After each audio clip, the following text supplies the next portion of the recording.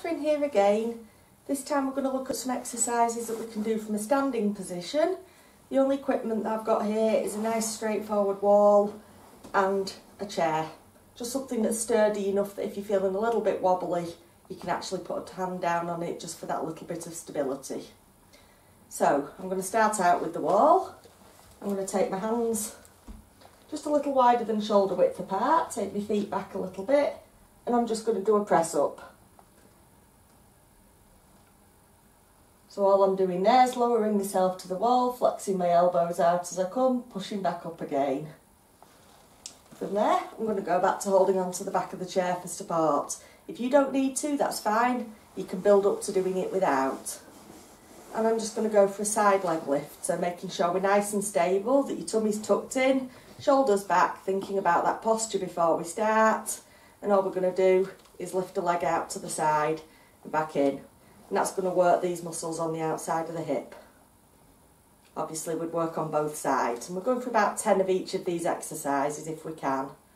From there we can do some knee lifts. So again, thinking about keeping everything nice and lined up, and we're just going to bring the knees up to about waist height if we can, nice and controlled, back down again. Still holding on to the back of the chair. We're going to go for a heel lift, so just coming up onto tiptoes, lowering back down again. So we're squeezing those calf muscles as we come up, controlling that lower back down again. From there, we can go for a heel to bottom, or as close as you can get it. And that's just going to work these muscles at the back of the leg.